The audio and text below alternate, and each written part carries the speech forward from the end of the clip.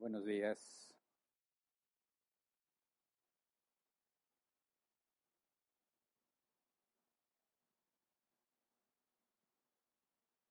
Bien, vamos a retomar nuestro estudio el día de hoy. La semana pasada hicimos una pausa para celebrar nuestro 14 aniversario. Estuvimos reflexionando sobre lo que Dios ha hecho con nosotros, a través de nosotros, por medio de nosotros y a pesar de nosotros. Y hoy retomamos el tema de vivir en santidad. Hace 2 semanas empezamos a ver el tema de la vivificación y hoy vamos a continuar a partir de ahí.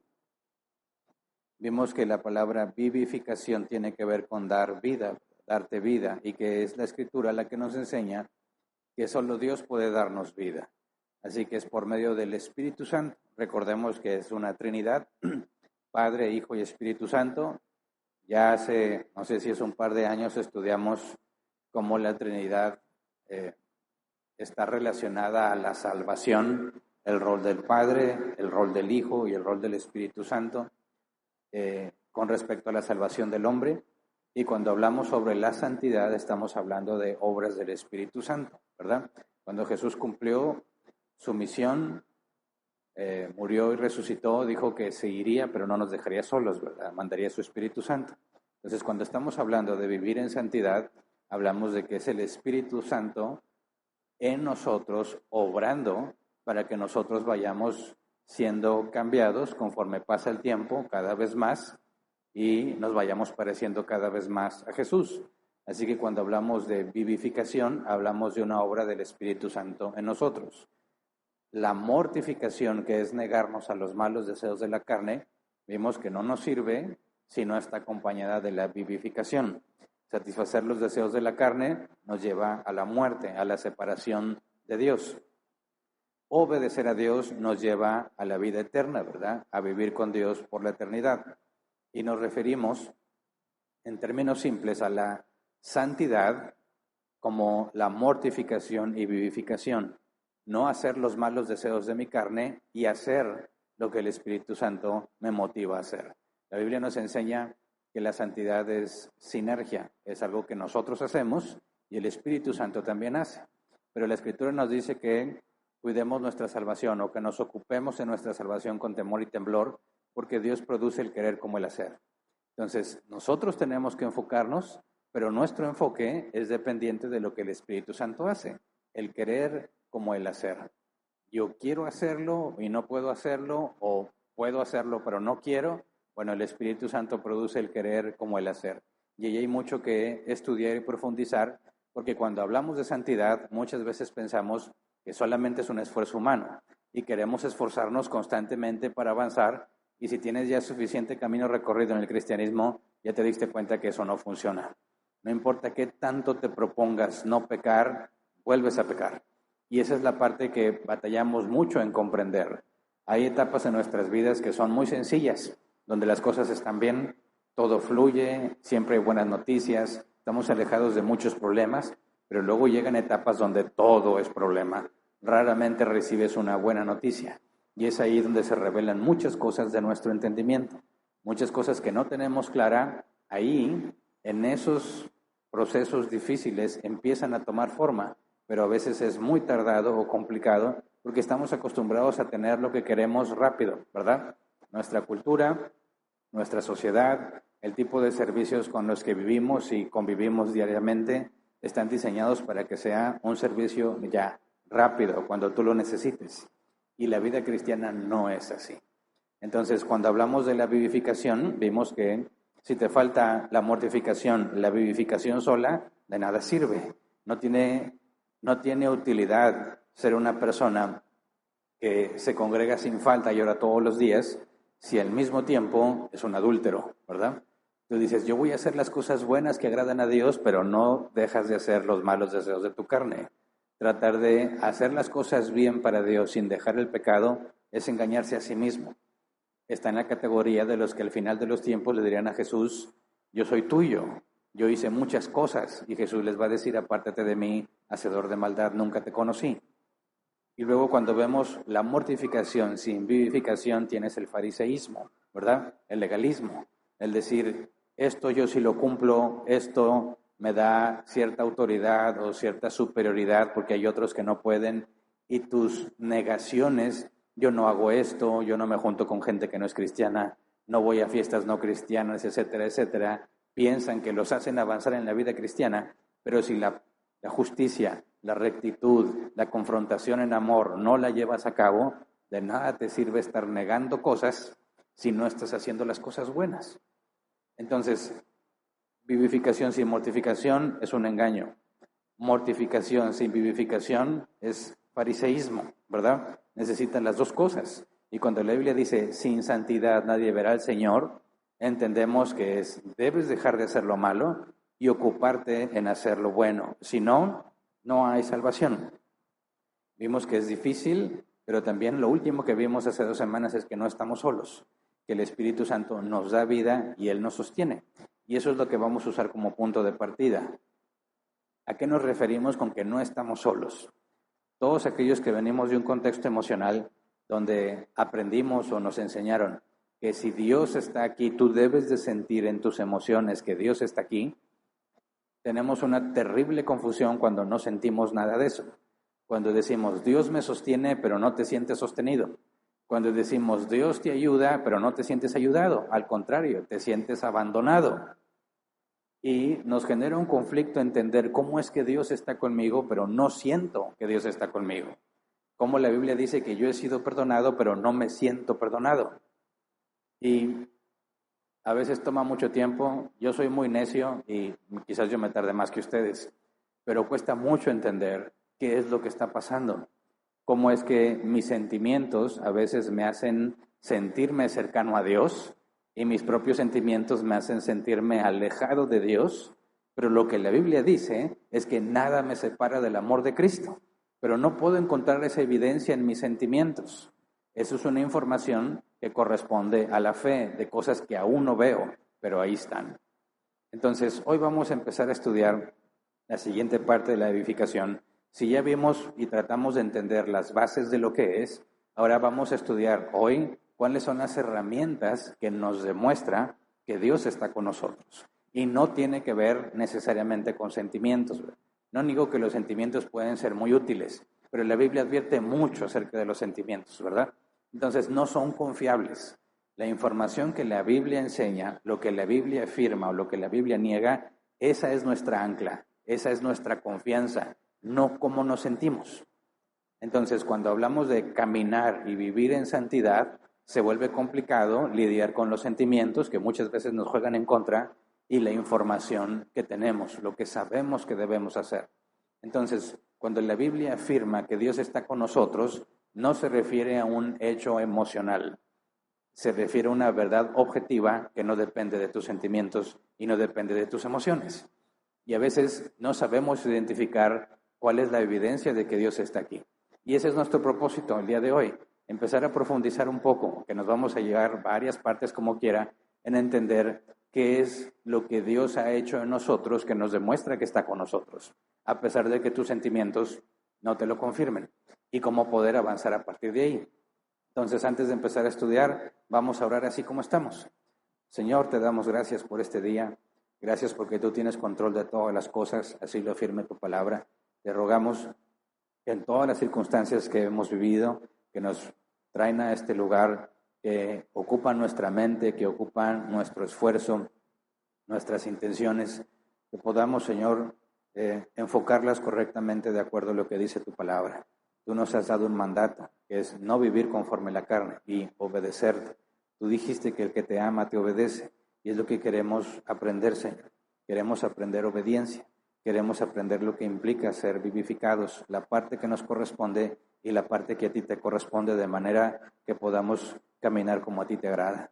Te lo rogamos en el nombre de Jesús. Amén. Bien, en nuestra lucha con los malos deseos de la carne, la Biblia no nos ha dejado solos. Pablo nos enseña que así como hay deseos de la carne, hay cosas que provienen de Dios. Y cuando buscamos cuáles son las herramientas que tenemos, encontramos muchas doctrinas terriblemente desviadas, donde hay personas que creen que pueden tomar autoridad divina y mandarle a las cosas que se vayan, mandarle a la pobreza que se vaya, mandarle a los problemas que se vayan, mandarle a los deudores que dejen de cobrarme, etcétera, etcétera. Y reconocemos la intención de resolver sus problemas, el deseo de caminar en rectitud, pero hay muchas desviaciones que nos confunden. Hay quienes piensan que el secreto es orar y ayunar y ya. Y dicen, yo voy a ayunar y voy a orar y yo sé que voy a salir de esto. Y se convierte en una especie de magia cristiana, donde tú dices, yo repito esta oración tantas veces, me levanto a tales horas de la mañana y con eso se va a arreglar. Y tampoco funciona.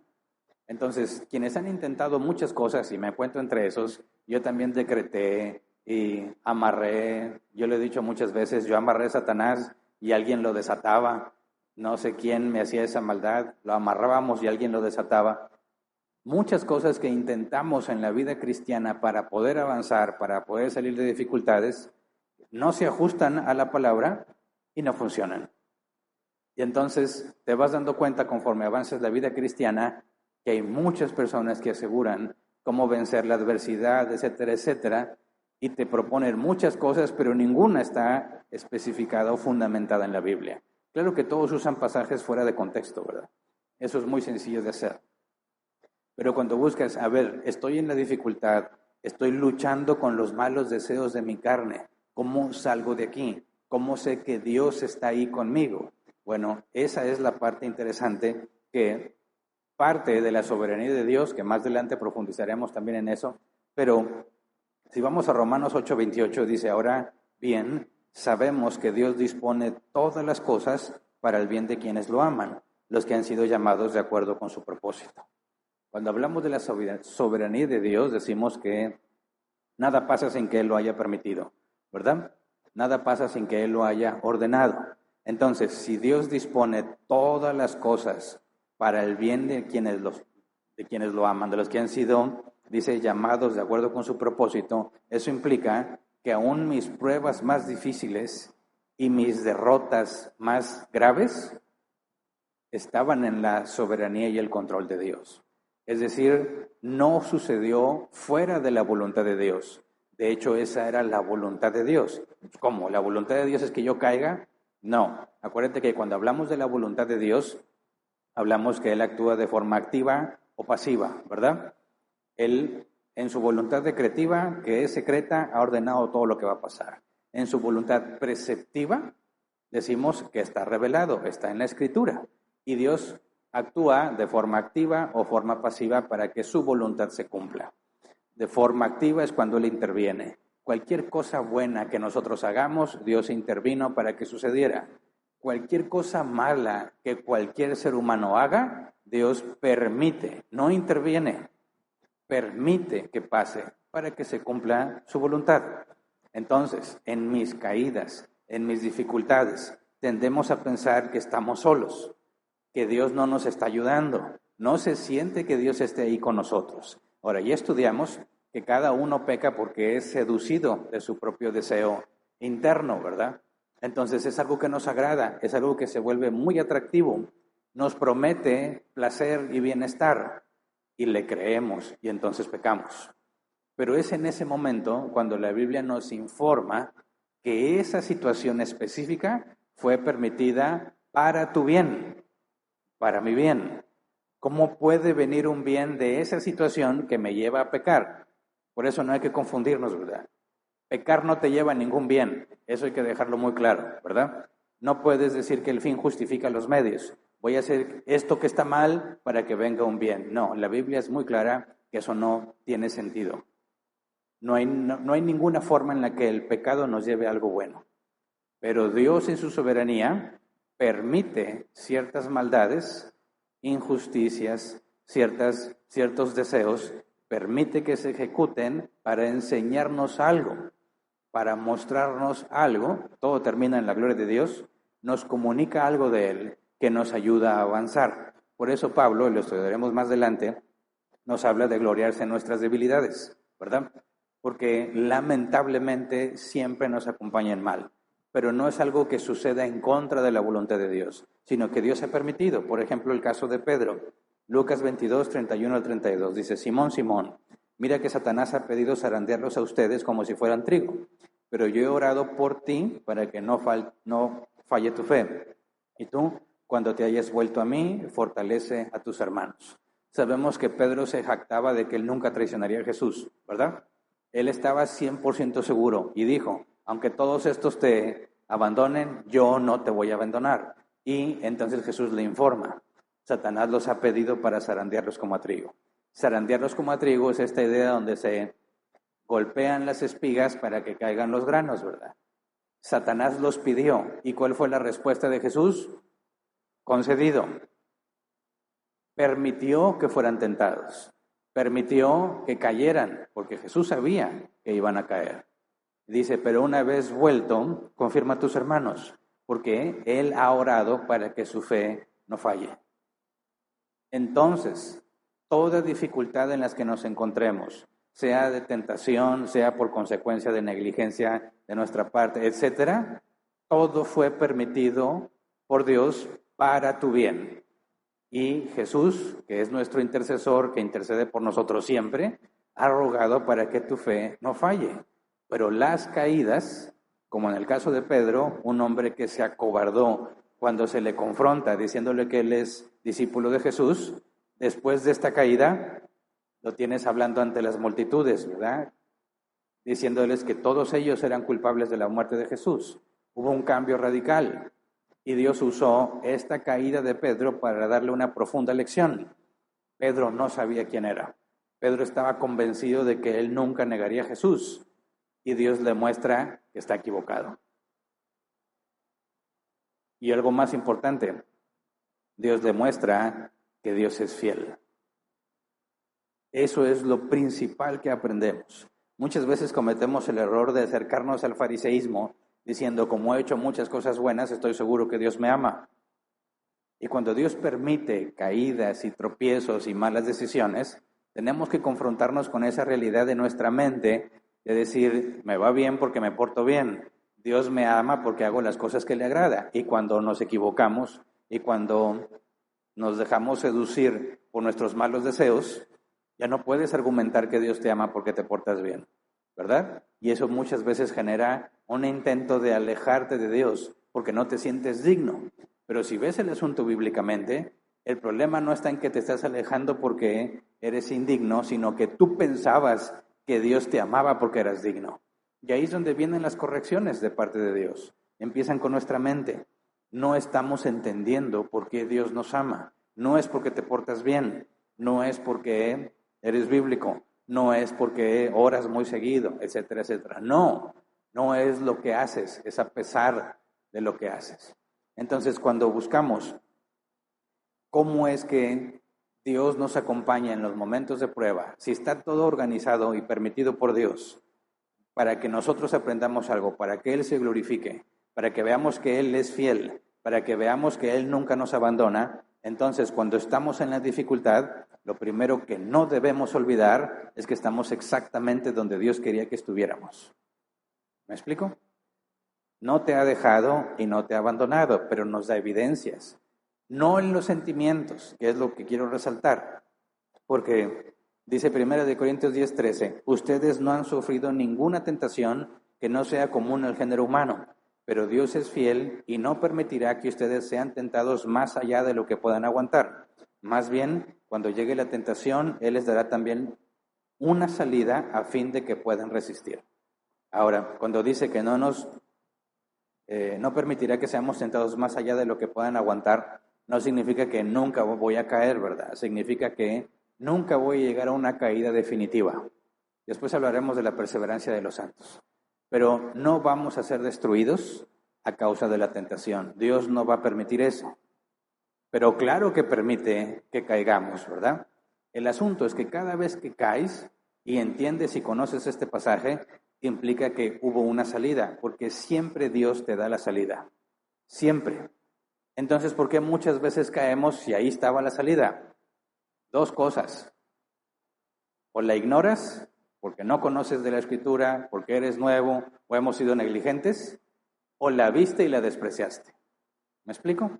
Si somos honestos con nosotros mismos, en toda tentación hay una salida. En toda tentación hay una forma, un camino de decir no. Tenemos la posibilidad de no caer, pero decidimos caer, despreciando la salida que tenemos. Por ejemplo, entras en un conflicto, explotas, quizás tu ira es justa, quizás es justo que estés airado, pero el proceder que ya quieres hacer, darle una cachetada o desquitarte, eso ya no tiene nada de justo, ¿verdad?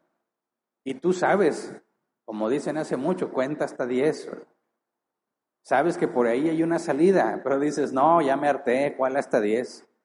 Y tú libremente decides hacer lo que sabías que no debías hacer. Viste la salida, pero la despreciaste, porque amaste más lo bien que se iba a sentir desquitarte. Pero hay ocasiones en las que ni siquiera ves salida, piensas que no la hay, pero si la Biblia afirma que Dios también nos da una salida con cada tentación, algo no estamos haciendo bien. No estamos enfrentando esa situación con la información correcta, ¿verdad? Entonces, cuando Pablo nos habla sobre los deseos de la carne y las obras de la carne, luego nos muestra un contraste en la carta a los Gálatas de cuáles son las cosas que el Espíritu Santo hace en nosotros. Vamos a leer en Gálatas 5, 16 al 21. Dice, así que les digo, vivan por el Espíritu y no sigan los deseos de la carne, porque ésta desea lo que es contrario al Espíritu y a su vez el Espíritu desea lo que es contrario a ella. Los dos se oponen entre sí de modo que ustedes no pueden hacer lo que quieren, pero si los guía el Espíritu, no están bajo la ley. Las obras de la carne se conocen bien: inmoralidad sexual, impureza y libertinaje, idolatría y hechicería, odio, discordia, celos, arrebatos de ira, rivalidades, desacuerdos, sectarismos y envidia, borracheras, orgías y otras cosas parecidas. Les advierto ahora, como antes lo hice, que los que practican tales cosas no heredarán el reino de Dios. Ya lo estudiamos con la mortificación, ¿verdad? Pero dice, las obras de la carne se conocen bien. Claro que las conocemos muy bien. ¿Por qué? Porque las hemos vivido en carne propia, ¿verdad?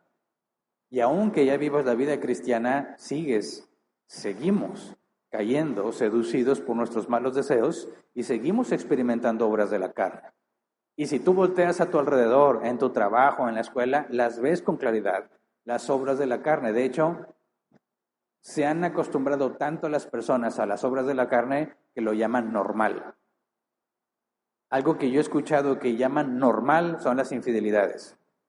Es normal que los hombres sean infieles. Es normal que las mujeres sean infieles. Y es muy peligroso que un cristiano empiece a creer esas cosas. Es cierto que es normal, pero el hecho de que sea normal no lo hace permitido. No le resta gravedad. Y las personas, tristemente, justificamos diciendo, pues todos lo hacen. Mucha gente lo hace. Como si el hecho o la cantidad de personas que hacen algo le restara gravedad a eso que se hace. Luego, se nos olvida que el problema no es lo de afuera, sino lo de adentro, ¿verdad? Las obras de la carne brotan de nuestro interior. Mateo 15, 17 al 20 dice, ¿no se dan cuenta, palabras de Jesús, de que todo lo que entra en la boca va al estómago y después se echa en la letrina? Pero lo que sale de la boca viene del corazón y contamina a la persona, porque del corazón salen los malos pensamientos, los homicidios, los adulterios, la inmoralidad sexual, los robos, los falsos testimonios y las calumnias. Estas son las cosas que contaminan a la persona y no el comer sin lavarse las manos. Entonces, con respecto a las obras de la carne, es algo que brota de nuestro interior. No es algo de afuera que te controla. Es algo de adentro que no te controla, sino que tú decides hacer. Ese es el problema de todo ser humano, incluyendo los cristianos. Seguimos teniendo esa naturaleza pecaminosa, esa herencia que recibimos de Adán, ¿verdad? Luego, Pablo contrarresta lo que es natural en la carne contra lo que es natural si tienes el Espíritu Santo. Gálatas 5, 22 y 23.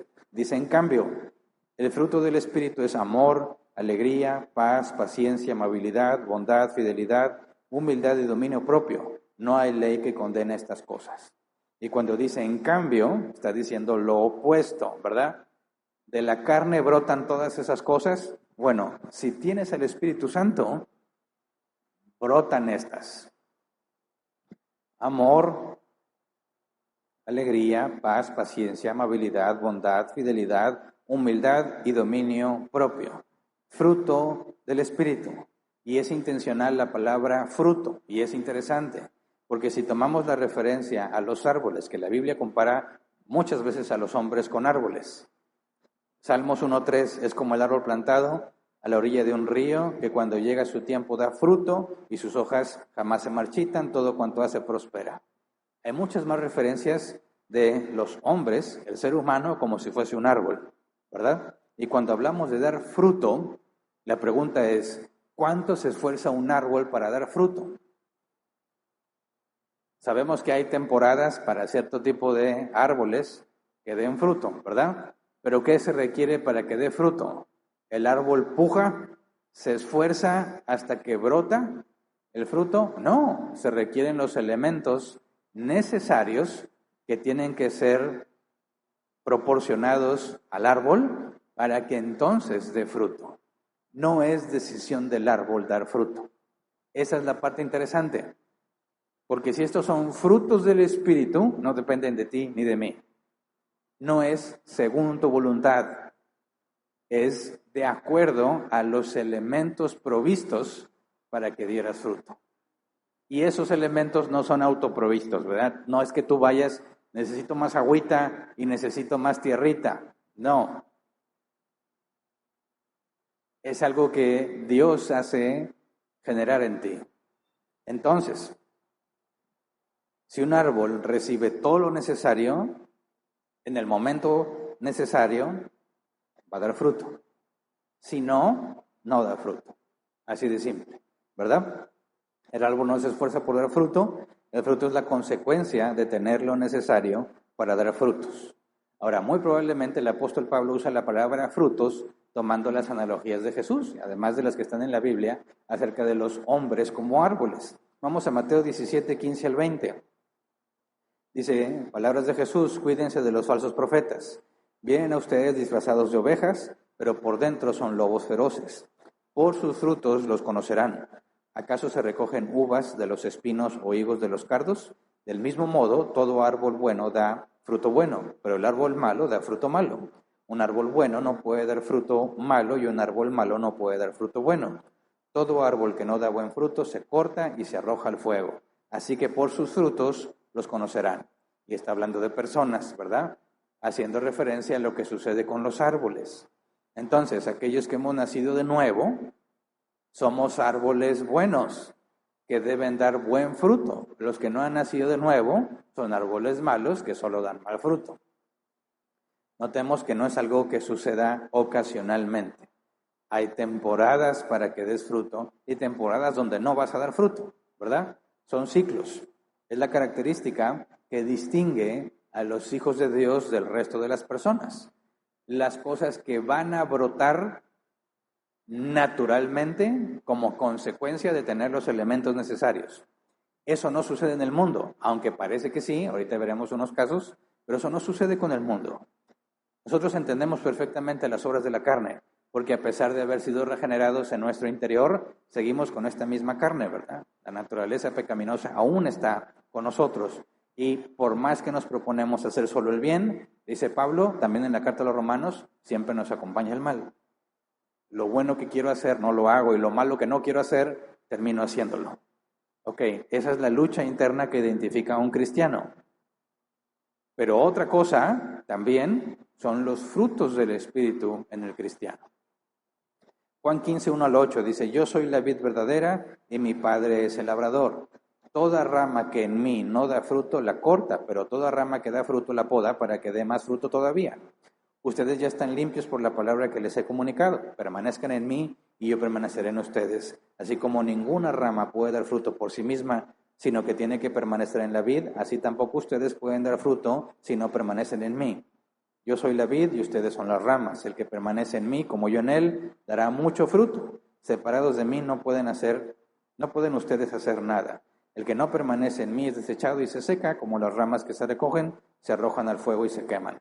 Si permanecen en mí y mis palabras permanecen en ustedes, pidan lo que quieran y se les concederá. Mi Padre es glorificado cuando ustedes dan mucho fruto y muestran así que son mis discípulos. Aquí hay otro propósito. Mostrar que somos discípulos de Jesús. ¿Cómo lo muestras? Por esos frutos. Ahora, Dice Jesús, tampoco ustedes pueden dar fruto si no permanecen en mí. Ok, de mí no depende dar fruto, depende de mi permanencia en Cristo. Así que no depende de mí dar fruto, pero sí hay cosas que yo puedo hacer para esperar frutos.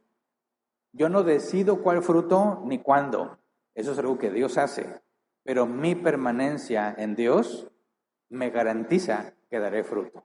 Así que no es que yo esté totalmente impotente y no tenga idea de si voy a dar fruto o no, no se refiere a eso. Claro que no puedes decir tú, ahora voy a dar fruto de paciencia y te brota la paciencia. No. Ahora voy a dar fruto de bondad y de repente te haces bondadoso. No, eso es algo que está sujeto al criterio de Dios en su soberanía. Pero si yo quiero dar fruto, tengo que estar metido en las cosas de Dios. ¿Qué fruto voy a dar? No lo sé. Pero no me preocupa, porque todas las pruebas y dificultades están coordinadas por Dios y siempre me da una salida. De manera que los frutos del Espíritu me ayudan a contrarrestar las obras de la carne. Pero queda el criterio de Dios cuándo doy fruto y cuál fruto. No queda a mi criterio. De manera que la única forma en la que yo puedo avanzar en santidad es pegado a las cosas de Dios, haciendo lo que a Dios le agrada, aunque de mí no depende qué fruto ni cuándo. ¿Me explico? Entonces, las obras de la carne, esas brotan siempre, en todo momento, 24/7. Esas no las puedes evitar. Puedes negar hacerlas. Puedes luchar para no caer en la tentación. Pero siempre van a estar ahí brotando los malos deseos. Siempre. Los frutos del Espíritu no están brotando siempre. Están sujetos a la soberanía de Dios.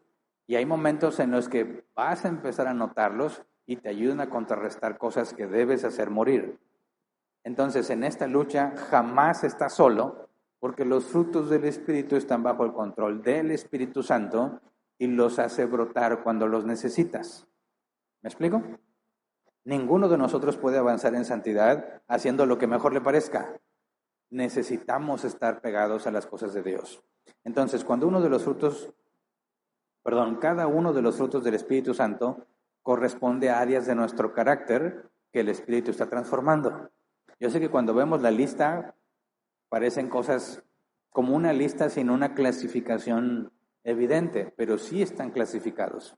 Y si hacemos esa clasificación, nos debe ayudar a entender cómo debe manifestarse y qué es lo que Dios está trabajando. Por ejemplo, cuando hablamos de la NBI, amor, alegría, paz, paciencia, amabilidad, bondad, fidelidad, humildad y dominio propio. Reina Valera 60, que es la que yo me sé, ¿verdad? Amor, gozo, paz, paciencia, benignidad, bondad, fe, mansedumbre y templanza. Cualquiera de las dos versiones, quizás los de generaciones más atrás nos aprendimos la Reina Valera 60. Quizás los más jóvenes se saben la NBI. El punto es que en el original es lo mismo, no importa qué traducción veas, ¿verdad? Pero si los analizas con cuidado, te das cuenta que afecta o tiene que ver con áreas específicas en la vida del cristiano. Cuando hablamos del amor, ¿cómo es que entendemos cuál es el amor ágape? Yo nunca supe del amor ágape, primeramente porque en nuestro idioma hay una sola palabra para el amor, ¿verdad? Cualquier tipo de amor se usa la misma palabra, amor. Tienes que agregarle otra cosa, amor de pareja, amor de amigos, amor hacia los hijos, amor hacia las cosas. Pero cuando tú vas a la Biblia y encuentras ágape, amor por decisión, no estamos acostumbrados en nuestra cultura ni en nuestro idioma de hablar de ese tipo de amor. Para muchos de nosotros lo aprendimos en la Biblia. Nunca más nos hablaron de esa palabra fuera del contexto bíblico. Entonces, para muchos de nosotros aprendemos lo que es el ágape, porque ese es el amor que tuvo para nosotros Dios. Que aún siendo enemigos de Él, nos amó y nos salvó. No por obras nuestras, no por mérito humano. Ahora, ese es el amor que se demanda hacia los enemigos y el que se demanda en el matrimonio, el que se demanda entre cristianos. No es un amor sentimental. Y comprender ese amor, si ese amor va a brotar en nosotros, está trabajando en el área de lo que yo sé de Dios, de lo que Dios me ha permitido entender de Él. Entonces, cuando un cristiano empieza a tener fruto de amor, por favor, quiero que quede muy claro, no significa que sientes cosas bonitas por toda la gente. ¿Me explico? Porque hay personas que dicen, es que es muy amorosa, porque está, hermanita, que Dios te bendiga, hermanito, qué bonito te ves hoy. No, ese no es el amor que habla este fruto. El amor del que habla este fruto, que aún se demanda hacia los enemigos, tú podrás decir, me cae muy mal esa persona, pero la voy a tratar bien a pesar de lo que esa persona hace o dice. Y si está en un caso de necesidad extrema, dice, si tu enemigo tiene hambre, dale de comer. Y lo tratas como si sintieras cosas bonitas por esa persona, aunque no las sientes. ¿Me explico? Entonces, eso es algo que debe brotar naturalmente en los cristianos. No nos ganchamos nada más en lo emocional, de que si alguien me cae mal, pues lo maltrato y ya. No. Claro que tampoco es de que voy a estar conviviendo con esa persona. No. Si un enemigo es enemigo, no hay amistad entre ustedes, ¿verdad? Es lo opuesto a una amistad la enemistad. Y si tengo un enemigo, no estoy conviviendo con él, pero estoy bíblicamente obligado a amar a otros como Dios me amó a mí. Y ahí está el ágape. Entonces, si hay una persona que te cae muy mal y vas en la calle y ves que se le ponchó la llanta y no tiene herramientas y tú las tienes, ¿qué deberías hacer? Decir, me voy a orillar, odio la cara de ese hombre, odio a ese hombre entero, pero hay algo en mí que me dice que lo tengo que ayudar. ¿Por qué? Porque es imagen de Dios, ¿verdad? Y todo hombre que porta la imagen de Dios es igualmente valioso que todos los demás. Entonces yo me voy a orillar y quizás ni siquiera le voy a sonreír. Voy a decir, ahí está el gato. ¿Cómo te ayudo a cambiar la llanta? ¿Pero por qué me estás ayudando? Mira, tú cállate, nada más vamos a arreglar este problema. ¿Me explico? No significa que sientes bonito ayudarle, sino que lo vas a ayudar a pesar de lo que sientes. Y Dios en su sabiduría eso lo ordena en el matrimonio. ¿Por qué crees? Cuando dice, maridos, amad a vuestras mujeres, ágape. ¿Por qué? Porque no se va a sentir bonito muchas veces estar con tu cónyuge. Pero si tú haces lo que tienes que hacer con amor ágape, el matrimonio va a funcionar. ¿Me explico? Entonces, el ágape es un fruto del Espíritu. Es algo que no dices, bueno, ya voy a tener más ágape. Sí, puedes intentarlo, muchas veces no te va a funcionar. Pero si tienes el Espíritu Santo en ti, eso tiene que ser gradual. No significa que de repente un día ya eres el más amoroso, ágape y a todo mundo ayudas. No. Acuérdate que la santidad progresiva, que es la que estamos estudiando, no termina hasta que te mueras o Cristo regrese. Lo que sucede primero, ¿verdad? Entonces, es gradual, pero todo hijo de Dios debe ser reconocido por su ágape. Digan, oye, ¿lo vas a ayudar a pesar de todo lo que habla de ti? Sí. ¿Tú crees que tengo ganas? No tengo ganas. Pero es algo que se debe hacer. ¿Me explico? Tiene que ver con una responsabilidad. ¿Por qué? Porque si Dios me amó a mí, siendo yo enemigo, aborreciendo a Dios, yo debo hacer lo mismo. Y ese es el primero mencionado por el apóstol Pablo. Y es el que tiene que ver con mi relación con Dios. Si Dios me ha amado y yo entiendo el amor que Dios me da, yo estoy en capacidad de darlo. Por eso casarse no es para cualquiera, ¿verdad? Y cuando la gente hoy en día, nuestra cultura afirma que el matrimonio no funciona, es muy fácil decir, no, el matrimonio funciona perfectamente. El que no funciona eres tú.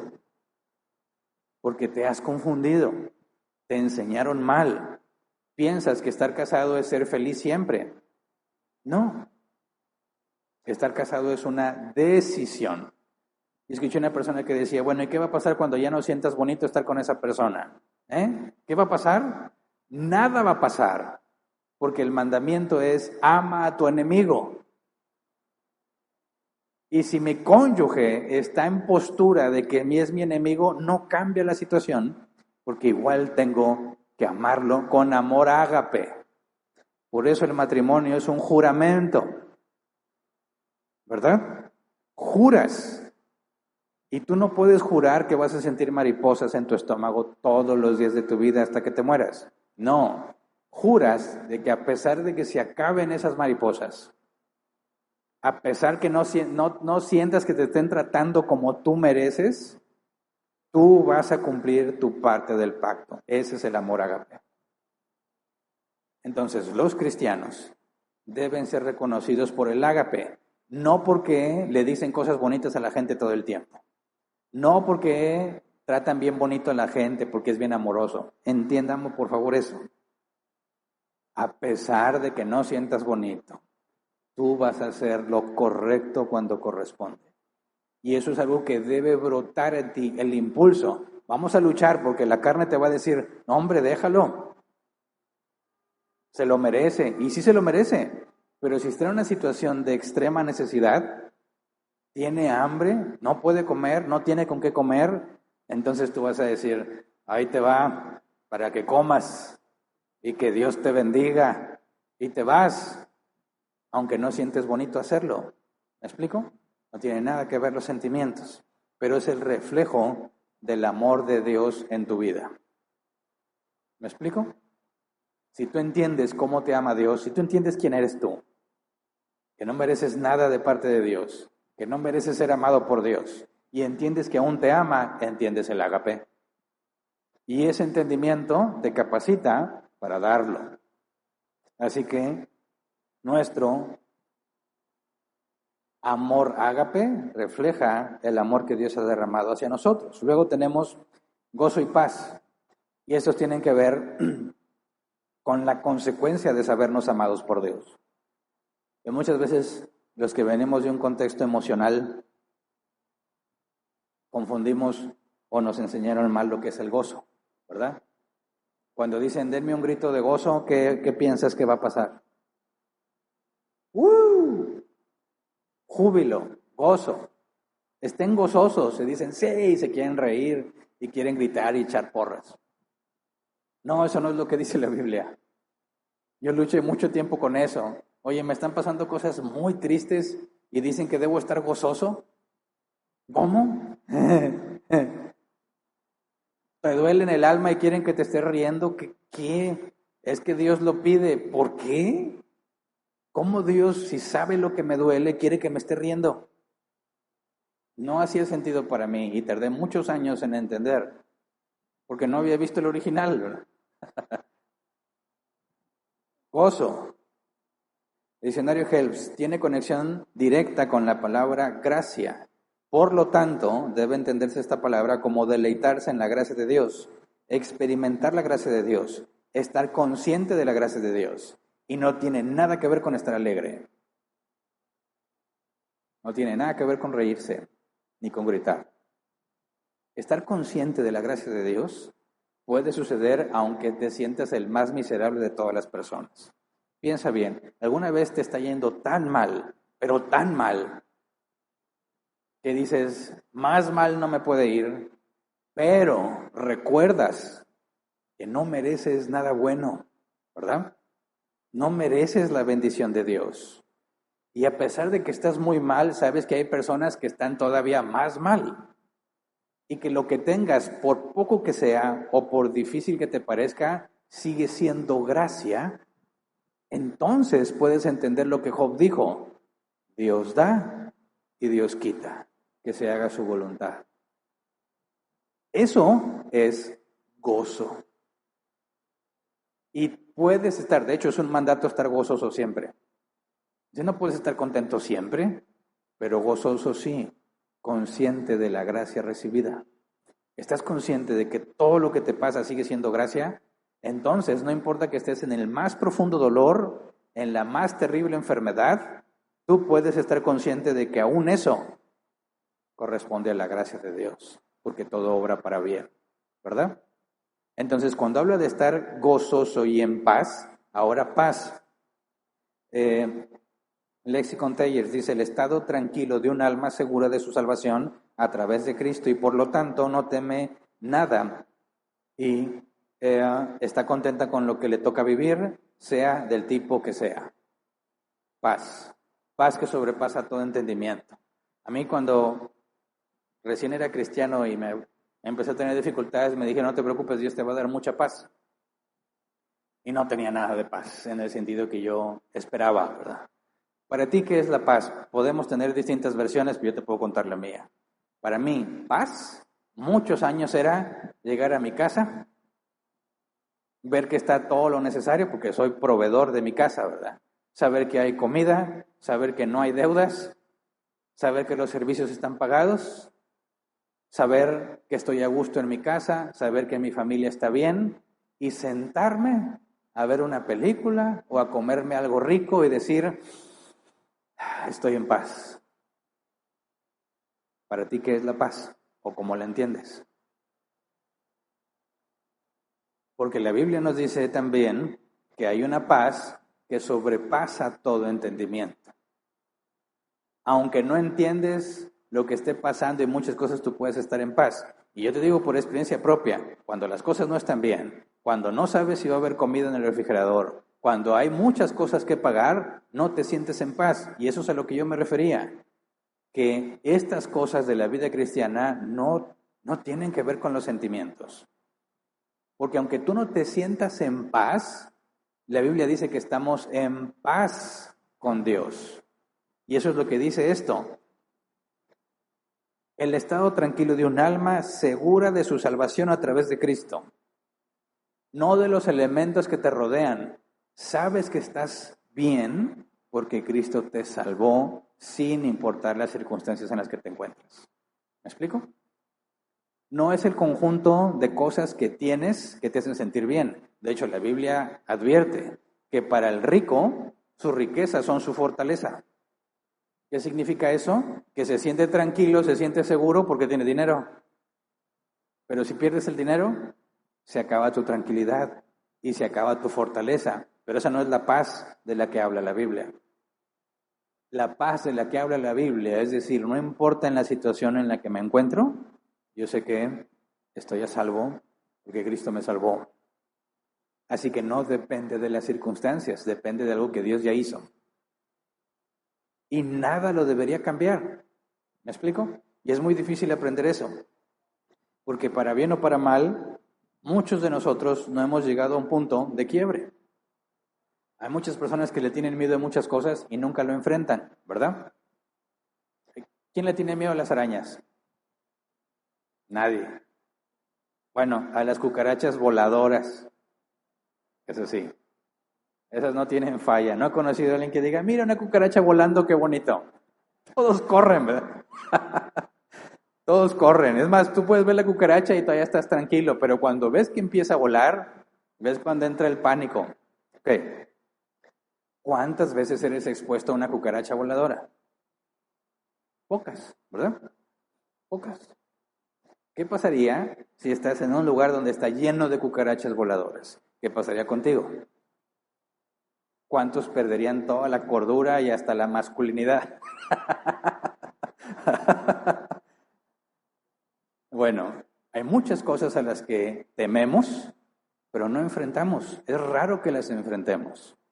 Y pensamos que estamos tranquilos y en paz porque no estamos enfrentando esas cosas. Pero ahí está el libro de Job. ¿Qué es lo que más temía Job? Lo que le pasó, ¿verdad? ¿Y por qué pasó? Porque Dios así lo decidió, ¿verdad? Fue puesto ahí. Y en medio de toda su dificultad, y dijo, lo que más me temía, eso es lo que me pasó. Y ahí es donde es puesta a prueba tu paz. Paz que sobrepasa todo entendimiento. Porque la paz que tenemos no es la paz bíblica porque se basa en las circunstancias. Pero la paz de la que habla la Biblia, que es un fruto del Espíritu Santo, tiene que ver con la seguridad de la salvación. Si tú entiendes que Dios es soberano y que todo obra para bien, y estás en una situación muy difícil y complicada, el último recurso que te queda, dado que no puedes solucionar lo que te está pasando, es decir, con todo, soy salvo. Con todo, aun si yo me muero, estoy seguro de que mi Redentor vive y es fiel y va a cumplir su promesa. Esa es la paz de la que habla la Escritura. Esa es la paz que viene del Espíritu Santo. Pero ¿cómo generas esa paz? Tú no la puedes generar. Es algo que Dios va a hacer brotar en ti por las circunstancias que Él permite. Entonces, muchos nos ha permitido Dios enfrentar cosas que tememos, lo que más temor teníamos, y nos permite enfrentarlo. Y en esa situación es cuando empiezas a entender que el peor lugar en el que tú imaginabas que podrías estar, ya estás ahí, y como quiera Dios es fiel. Y entonces empiezas a comprender esa paz, porque ya no hay nada que tú puedas hacer. No hay nada que tú puedas hacer para evitarlo, no hay nada que tú puedas hacer para salir de ahí. Y sin embargo, empiezas a experimentar que como quiera Dios está ahí. Y que aun si murieras, vas con Cristo. Y entiendes lo que dijo Pablo, morirme es ganancia. Pero tienes que estar en esos lugares para comprenderlo. Si no estamos ahí, confundimos la paz con otra cosa. Pero fíjate, gozo y paz tienen que ver con entender el amor de Dios para nosotros y la seguridad de sus promesas. Son cosas que brotan en el que ha nacido de nuevo y que es imposible que broten en el que no es regenerado. ¿Por qué? Porque ¿de dónde viene el entendimiento del amor ágape? ¿De dónde viene el ponerlo en práctica? ¿De dónde viene el gozo? ¿Cuál gracia? Si piensan que son polvo de estrellas que flotan en el universo, sin propósito y sin razón alguna. No pueden experimentar eso. Por eso hay mucha gente muy emproblemada, y tú también, es decir, ¿por qué tú no estás ansioso? ¿Y por qué tú no estás todo depresivo? Por lo que sé, por lo que Dios me ha enseñado, que todo está en control de Dios. Pero no creas que te va a pasar a la primera, ¿verdad?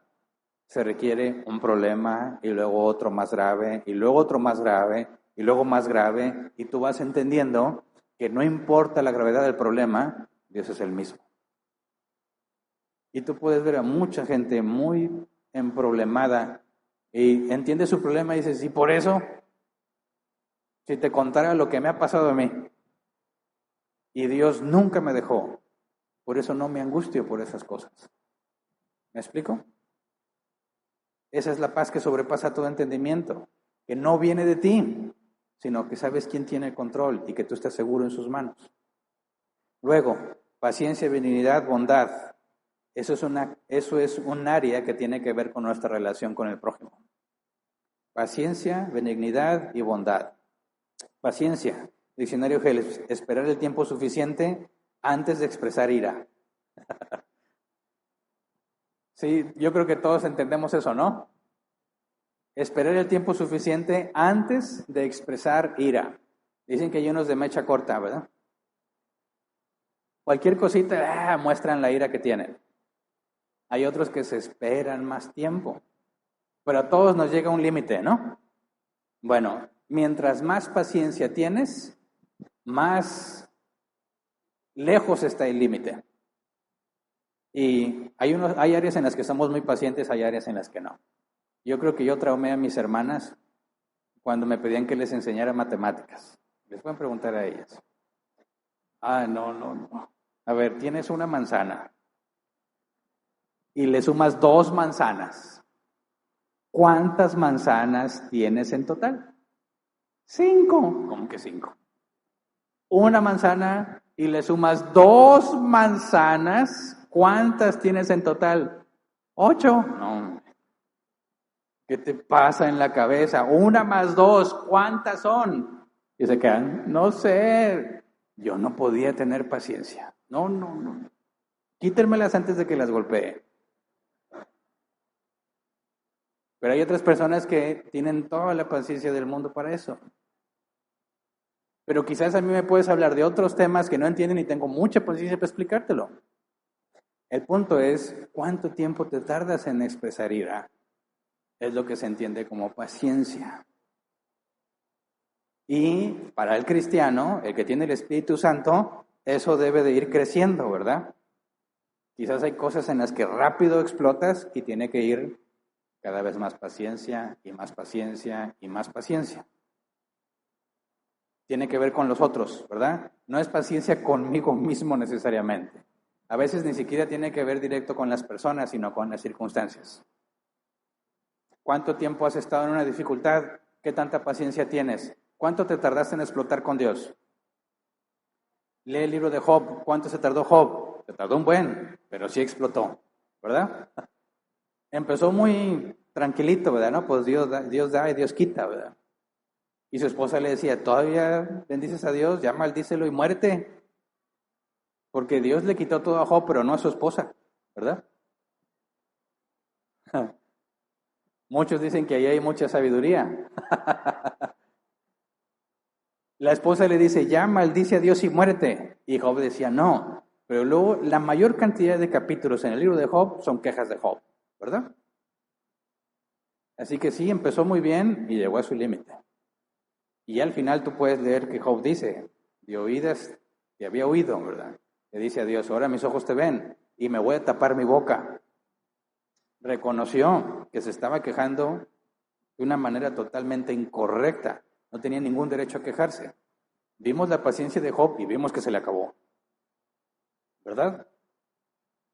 Todos vamos a saber qué tanto vamos creciendo en la paciencia en nuestro trato con el prójimo. Luego benignidad, o otra versión lo traduce como amabilidad. En el griego, rectitud, gentileza, amabilidad. ¿Qué tan amable eres? Tú no lo puedes calificar, ¿verdad? Yo conozco personas que dicen que son bien amables y los oyes hablar y dices, no, tú no entiendes lo que es ser amable. ¿Cómo pide las cosas? Es un ejemplo muy claro. ¿Cómo pide las cosas? Ahí habla mucho de tu amabilidad. Yo pensaba hace muchos años que en tu trabajo, mientras más puesto tenías, menos explicación tenías que dar por las cosas que quieres, ¿verdad? Si llega alguien del puesto más alto y pide algo, no le pido explicaciones, lo que dijo hay que dárselo. Y conforme vas más abajo en la cadena de mando, más explicación tienes que dar. Porque dices, pues, no eres nadie con autoridad, entonces explica y justifica por qué quieres hacer o por qué estás pidiendo lo que estás pidiendo. Pero eso solamente lleva a la arrogancia. Tu nivel de autoridad en ningún momento anula la amabilidad. Y empecé a conocer personas con muchísima autoridad, que eran muy amables y que te pedían las cosas como si no la tuvieran. Aprendí lecciones muy importantes y de no cristianos. Trabajaba en lugares, empresas pequeñas y veía a los de autoridad muy arrogantes. Me tocó trabajar con empresas globales, internacionales, hablar con personas que eran encargados de cosas en muchos países y no me había dado cuenta que eran ellos, porque yo los vi entrar y cómo hablaban y saludaban y cómo pedían las cosas y yo decía, ¿y cuándo va a llegar la gente importante? Porque en mi criterio, si tienes que explicar y pedir amablemente, es porque tienes poca autoridad. Cuando me dijeron, no, es que él es el encargado de tal departamento a nivel mundial, yo no entendía por qué me hablaba así, porque yo solo había aprendido que mientras más autoridad, menos amabilidad. Y cuando veías cómo pide, sí te pido, por favor, si es posible, que me ayudes con esto, porque mira, y me da una explicación, y decía, no me expliques, tú pídelo y yo lo hago. ¿Por qué me explica? Amabilidad. Aprendes mucho de las personas cómo tratan a los meseros, ¿verdad? Yo he conocido personas que se dicen cristianas. Una de ellas una vez me invitó a comer. Quería platicar, hablaba de que quería venir a congregarse aquí. Me invita a un lugar y bueno, pues invitado, ¿verdad? Gratis, claro. Me sacrifico. Y entonces ya pues nos sentamos y traen el menú y yo voy a querer esto y esto y él dijo muchos nombres ahí. Yo vi y dije, pues esto, es la primera vez que yo iba a ese restaurante. Después traen las cosas que pidieron. Tú te das cuenta cuando el mesero te lleva algo, hay personas que agradecen y hay personas que no agradecen. De hecho, hay ciertas reglas de etiqueta donde está prohibido que tú veas a los ojos al mesero, porque no son del mismo rango. Entonces, cuando tú ves que a un cristiano le sirven la comida y el mesero le pone el plato en la mesa y no dice gracias, Y luego, no era lo que él había pedido. Y empieza, a ver, ven para acá. Yo fui muy claro en lo que te pedí. Esto que me trajiste es inaceptable. Así que te lo llevas y me lo traes, pero pronto. Nunca se me va a borrar lo que aprendí. Porque con el paso del tiempo, esa persona quedó evidenciada completamente de que su cristianismo no cuadra con su forma de tratar a los demás. Oye, no hay diferencia entre tú como comensal y cliente y el mesero. Tenemos la misma imagen de Dios, ¿verdad? Y cuando llega el mesero y te da el plato, le dices, gracias. Y si se equivoca, le dices, no hay problema, corrígelo. Y entiendes que son iguales, ahí se experimenta la amabilidad. No importa qué tan importante te sientas, no importa qué tan avanzado o adinerado te sientas, los cristianos debe brotarles el por favor. Si es posible, te agradecería que lo hicieras. Oye, pero tú lo puedes ordenar. Sí, ¿y qué? La amabilidad tiene que ver en cómo pides las cosas. No importa qué autoridad tengas. No importa quién te sientas, todos somos iguales. Puedes hacer esto. ¿Me puedes ayudar con esto? Tiene que ver cómo tratas a los demás. Entonces, paciencia, benignidad y bondad. Bondad, lo que es bueno, dice el diccionario Helps, la bondad que viene de Dios, mostrándose en excelencia espiritual moral. Una persona bondadosa es una persona muy moral. ¿Por qué es bueno el tema de la moral? ¿Qué es la moral? Y no hablo de la moral subjetiva de la cultura o la que definen países, comunidades. Hablo de la moral objetiva, de lo que Dios dice que es bueno hacer. Entonces va de la mano cuando tú eres una persona moral, una persona de bien, de ahí viene bondadosa. La moral de Dios es objetiva y todos van a ser juzgados en base a ella, aunque sus intereses individuales y personales y culturales sean distintos, todos vamos a ser juzgados según la moral divina. Tiene que ver con ser bueno. Pero eso genera mucha confusión, porque para el mundo, la Biblia nos dice claramente, llaman a lo malo bueno y a lo bueno malo. Y cuando tú haces lo bueno, vas a ser calificado de malo. ¿Me explico?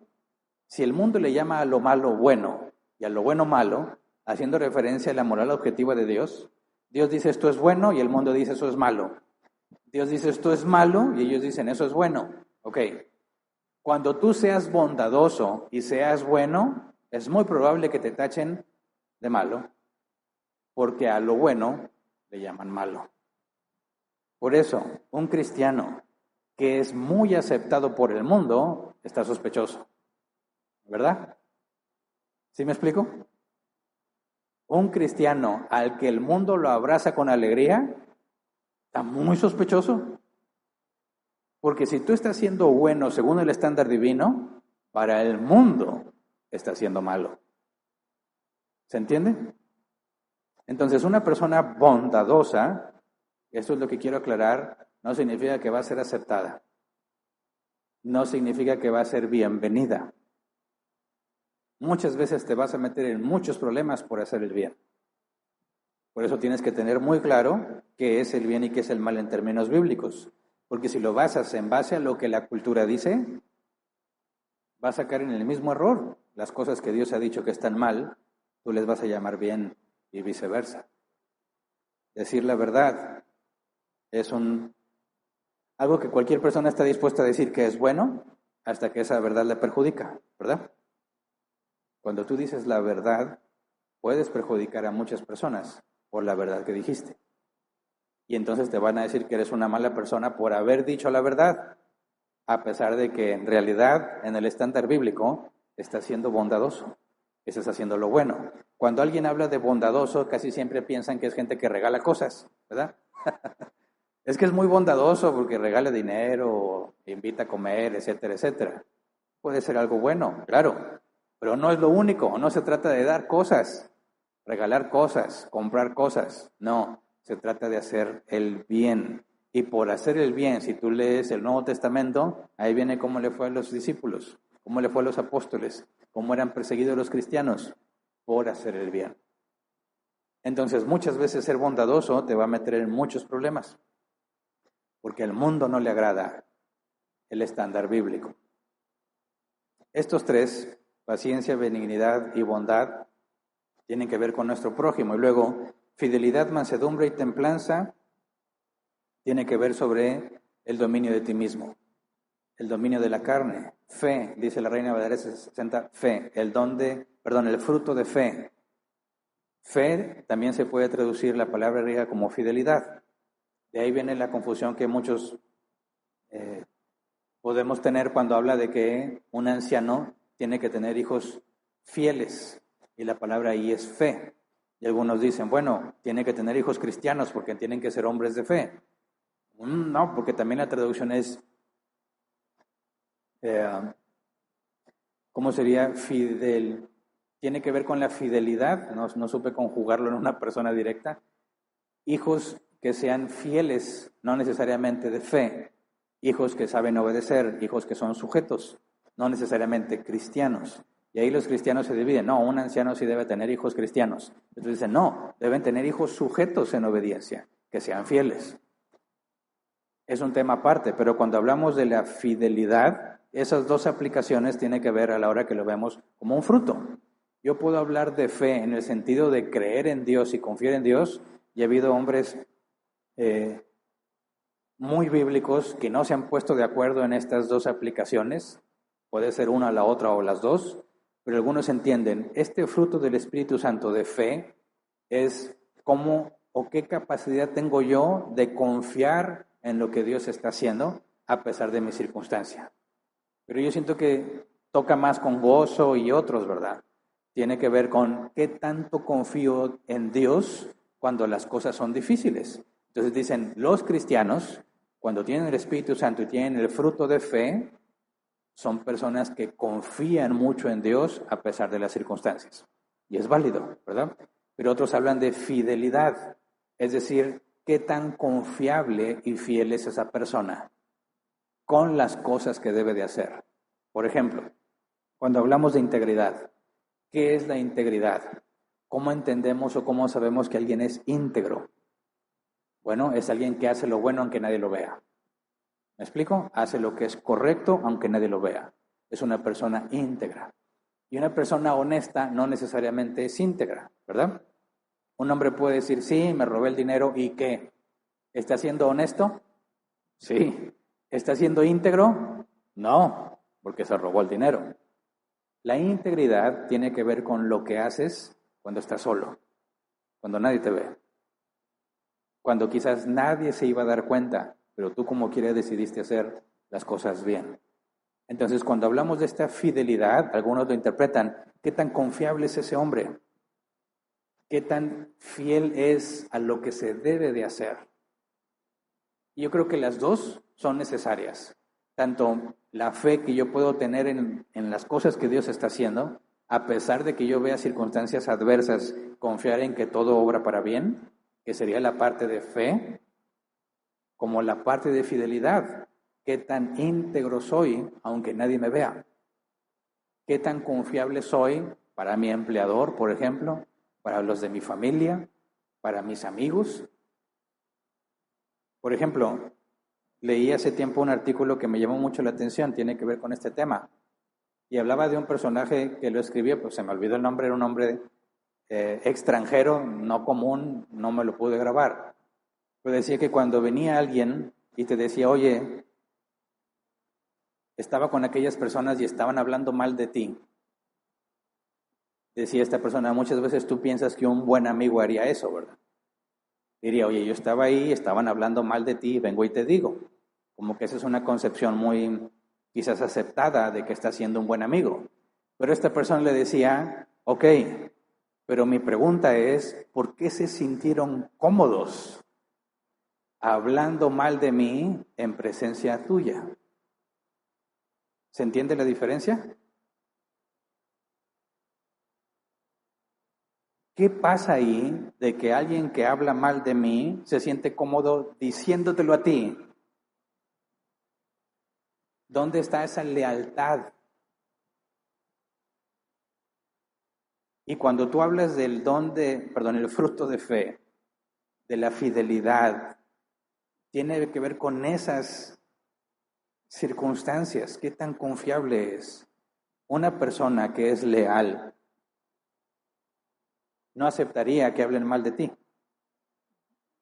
Creo que es Lutero el que dijo, si un perro ladra cuando se acercan a su amo, ¿qué sería yo si no digo nada cuando se habla mal de Dios?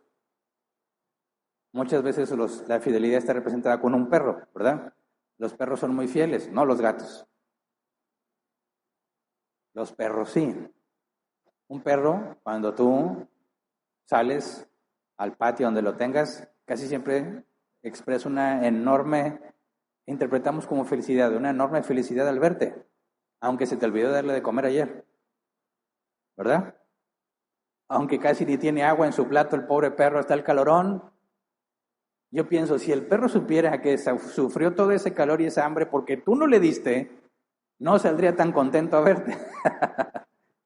Pero ahí está el perro, contento, y mueve la colita y salta y quiere que le he perdido una caricia, no importa cómo lo has maltratado. Muchas veces se representa esa fidelidad.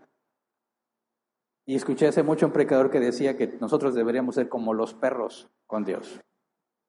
Porque si nosotros cometemos errores con nuestros perros y los perros nos reciben con alegría, lo que le des, cuando le des, ¿por qué nosotros ni siquiera llegamos al nivel de perro en nuestro trato con Dios, a pesar de que Dios nunca se equivoca? Entonces, cuando hablamos de este fruto, tiene que ver con nosotros, cómo somos, a pesar de que nadie nos vea, a pesar de que nadie se entere, qué tan íntegros somos, y debe ser algo que brota en la vida de los que tienen el Hijo al Espíritu Santo. Luego la mansedumbre. Mansedumbre en nuestra cultura se malinterpreta con debilidad, ¿verdad? Mansedumbre. El griego, algunos lo traducen como suave o gentil. Diccionario Helps. La mansedumbre bíblica no es debilidad, sino que se refiere a ejercitar la fuerza de Dios bajo su control, es decir, demostrar poder sin dureza indebida. Fíjate bien, una persona inofensiva no puede ser manso. ¿Me explico? Para ser manso requieres la capacidad de hacer daño y refrenarla. Si no tienes la capacidad de hacer daño, eres inofensivo. No eres manso, eres inofensivo. ¿Me explico? Por ejemplo, tu familia es atacada y tú no hiciste nada. ¿No hiciste nada porque eres manso o por cobarde? Porque pueden confundirse, ¿verdad? Hay momentos, tú puedes verlo en el caso de Jesús. Jesús se defendió, fíjate bien mi pregunta, y mi pregunta tiene trampa. Si yo te preguntara, ¿Jesús alguna vez se defendió? Yo sé que muchos van a decir, no, la Biblia dice que como cordero fue llevado al matadero, ¿verdad? No abrió su boca. Lo maltrataron, le escupieron, lo abofetearon y no se defendió. Todo lo aceptó. Es correcto. Pero ¿qué tal Jesús en el templo volcando las mesas? ¿Qué tal cuando era confrontado con trampas? ¿Qué tal cuando dijo raza de víboras, sepulcros blanqueados? Entonces, ¿se defendió o no se defendió? Sí y no. Sí, cuando la verdad era atacada. Sí, cuando se pretendía blasfemar acerca de Dios. Sí, cuando querían imponer doctrinas humanas como si fueran mandamientos divinos. No, cuando tuvo que padecer por nuestra salvación. Jesús era manso. Cuando lo iban a aprender, buscaban al maestro y Jesús dijo, yo soy, y los soldados cayeron a tierra. Jesús no fue aprendido en contra de su voluntad. Él permitió que lo aprendieran y lo maltrataron porque Él lo permitió.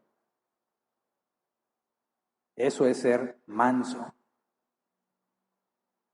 Escuché alguna vez una explicación, es tener una espada, saber usarla, pero no desenvainarla. ¿Me explico? Por eso la mansedumbre consiste en saber cuándo defenderse y cuándo no. Cuándo atacar y cuándo no. Por eso alguien que no es capaz de hacer daño, no es manso, es inofensivo. Pero si tú tienes la capacidad de hacer daño y decides no hacerla porque sujetas tu fuerza a lo que Dios ha dicho, entonces eres manso. ¿Se entiende? Los cristianos no están llamados a ser inofensivos.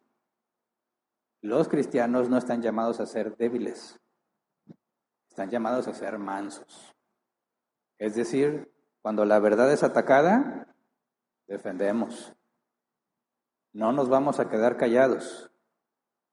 Pero hay circunstancias en las que sí hay que quedarnos callados. Hay dichos en los proverbios que también dice que no le respondas al necio, ¿verdad? Y otro dice, respóndele al necio como merece. Ser manso consiste en saber cuándo sí y cuándo no, pero tener la capacidad de hacerlo. Yo he conocido a muchas personas, tristemente, confunden mansedumbre con debilidad. Y son capaces de permitir cosas no permitibles en nombre de la mansedumbre. Por eso la aclaración es muy importante. Cuando se trata de defender a tu familia, no es momento de ser manso. ¿Me explico? Cuando se trata de defender la palabra de Dios, hay que decir las cosas como son. No hay que quedarnos callados. Cuando se trata de padecer por causa del Evangelio, bueno, tienes el ejemplo de los apóstoles. Los azotaron, los encarcelaron y lo aceptaron. Eso es mansedumbre, saber diferenciar cuándo sí y cuándo no, y es muy complicado, pero es un fruto del Espíritu. Los cristianos tienen que saber hablar, tienen que saber defenderse y elegir cuándo hacerlo y cuándo no. Eso es mansedumbre y es algo que tiene que brotar a los que tienen el Espíritu Santo. Y por último, templanza o dominio propio. Dominio, autocontrol. ¿Cuál es la diferencia entre mansedumbre y templanza? Mansedumbre tiene que ver con no hacer daño a otro, no defenderme. Templanza o dominio propio tiene que ver conmigo mismo. Cómo domino los deseos que tengo. La mansedumbre tiene que ver con dominarme para no hacer daño. El dominio propio y la templanza tiene que dominarme con respecto a mis malos deseos. Entonces, estos 9 frutos son opuestos a las obras de la carne. Cuando habla de inmoralidad sexual, dice hay un fruto que se llama dominio propio, ¿verdad? Obra de la carne, inmoralidad sexual, seguir el mal deseo de mi carne. ¿Qué herramienta te ha dado Dios para que no caigas en eso? Dominio propio. Gozo. Cuando habla de hechicería, ¿cuál es la contraparte? ¿Por qué la gente acude a la hechicería? Que porque les hicieron mal de no sé qué y amarres de no sé qué otra cosa y que las vibras y quieren librarse de problemas y quieren saber cosas del futuro.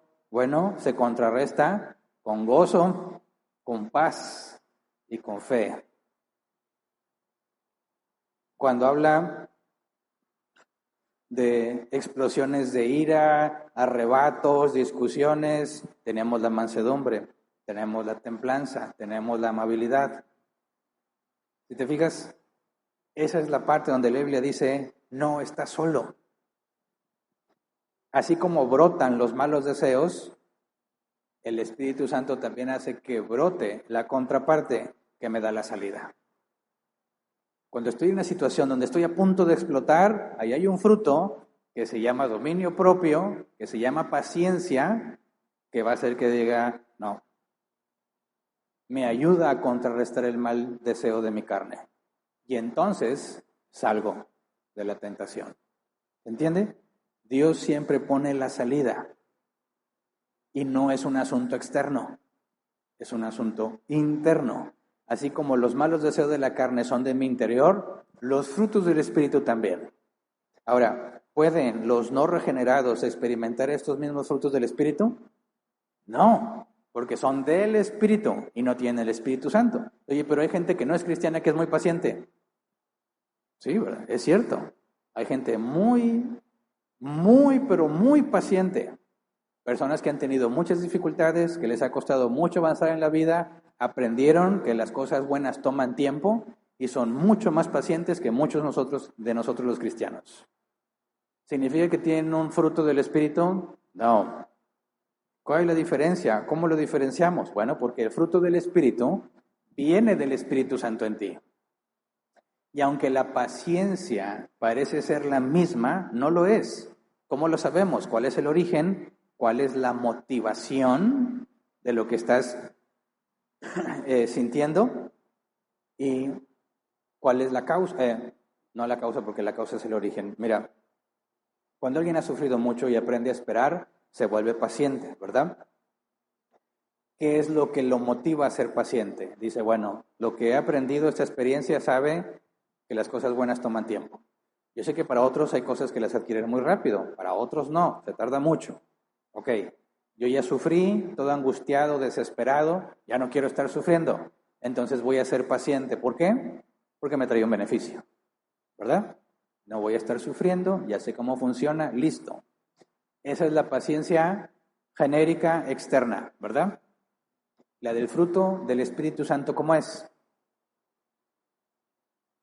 No necesariamente viene de esa experiencia. Y mi motivación no es ahorrarme problemas o tener un beneficio. Mi motivación es glorificar a Dios, hacer lo que a Él le agrada. Y eso produce un cambio en mí. Externamente se ven muy parecida la paciencia del no regenerado y la paciencia del regenerado, pero la causa y la motivación son completamente distintas. Entonces, los cristianos no pensamos en ser pacientes para ahorrarme problemas, aunque me los puede ahorrar. Mi motivación es agradar a Dios. Eso es muy importante que lo entiendas, porque si no lo entendemos, vamos a fracasar. Cuando decimos, a ver, yo soy paciente porque me voy a ahorrar este problema y este otro, cuando no haya nada que ahorrarte, no vas a ser paciente. ¿Me explico? Yo voy a ser paciente porque eso me trae beneficios. Ok, si estás en una situación donde no hay ningún beneficio, no vas a ser paciente. Esa es la tercera característica. Lo que es fruto del Espíritu es constante, sin importar las circunstancias. Lo que no es del Espíritu depende de las circunstancias. Ejemplo, hay cristianos que han muerto como mártires, que los torturan con tal de que nieguen a Cristo y no lo niegan. Y siguen firmes, siguen fieles, siguen gozosos hasta que los matan. Eso no pasa en el mundo. Tú vas a ver que hay personas muy pacientes, pero cuando llegan las cosas difíciles, sale su verdadero yo. Y eso lo vas a ver mucho en las amistades. El mundo está acostumbrado a decir cosas que son agradables. Mientras más conoces de Dios y mientras más conoces de las personas, más fácil es identificar todas las falsedades que la gente dice, pero que son agradables a los oídos, ¿verdad? Hay personas que dicen, lo que se te ofrezca, aquí estoy para ayudarte, ¿verdad? Y cuando vas y les pides ayuda, ¿qué pasa? La gran mayoría dice, no, es que no puedo, es que no, se me complica. Pues no me dijiste qué es lo que se me ofreciera. Cuando dicen, no, aquí estamos y nos apoyamos. Viene alguien, ¿quién es el responsable? Se les olvida, todos nos apoyamos, cada quien salva su pellejo. ¿Sí o no? Bueno, el cristiano sigue fiel aunque le cueste su vida. Esa es la diferencia. Yo voy a decir la verdad aunque me cueste el trabajo. Oye, pero vas a perder todo lo que tienes. No me importa. Voy a permanecer fiel a lo que Dios ha dicho. Eso el mundo no lo hace. Los cristianos sí lo hacen. ¿Me explico? Por eso, cuando hablas del matrimonio, los matrimonios cristianos tienen todo lo necesario para cumplir eso de hasta que la muerte nos separe. Porque aunque las cosas están mal, ahí vas a estar. ¿Por qué? Porque tengo ágape. ¿Por qué? Porque tengo que ser amable, porque tengo que ser paciente, porque tengo que permanecer fiel. ¿Por qué? Si no se lo merece, porque no se trata de la otra persona, se trata de mi Dios. Yo esto lo hago por Dios, no por los demás.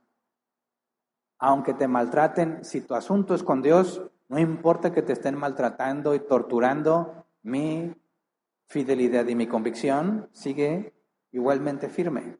Esto es entre Dios y yo. Esa es la diferencia.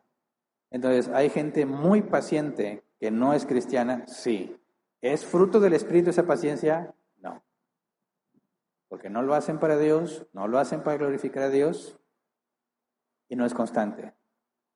Va a depender de la circunstancia. Entonces, hasta aquí nos vamos a quedar hoy.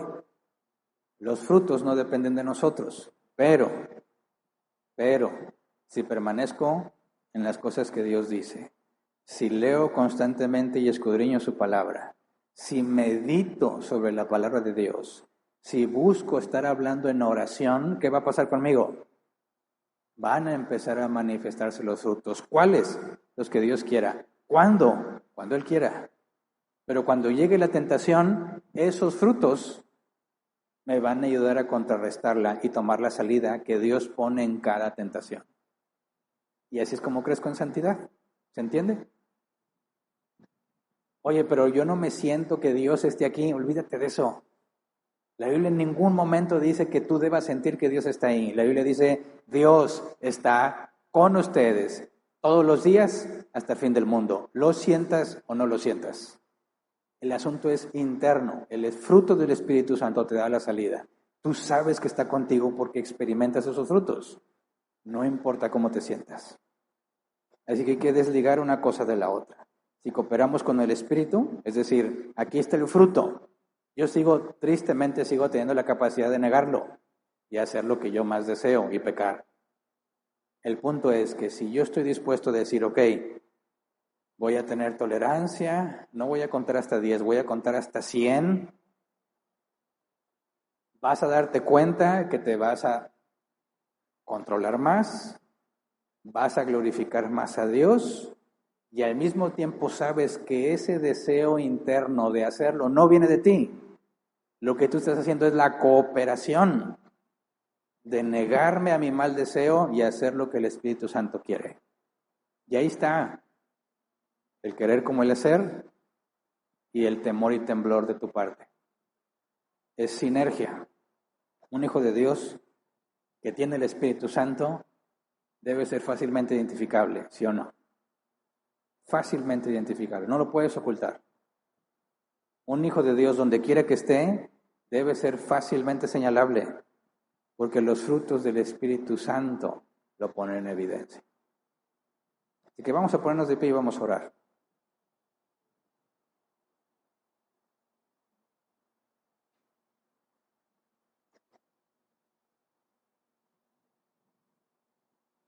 Meditemos en esto, hermanos. Muchas veces hay cristianos que piensan que están haciendo buen trabajo como cristianos porque todos los del mundo los quieren. Y lo he visto con mis propios ojos, por qué el mundo no los aborrece, por qué el mundo no los rechaza. Porque nunca dice nada que sea controversial, ¿verdad? Nunca hablan de la verdad bíblica. Hablan de lo que el mundo habla. Ay, sí, fíjate, no, sí, yo creo que también. Yo pienso que Dios es amor. Y dicen puras cosas genéricas que al mundo le gusta. Pero no dicen la verdad.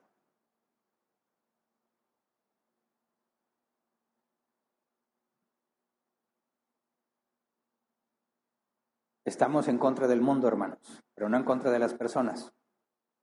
¿Se entiende la diferencia? Estamos en contra del mundo, no en contra de las personas. Vivir en santidad es ir contracorriente. Es hacer lo opuesto a lo que el mundo hace.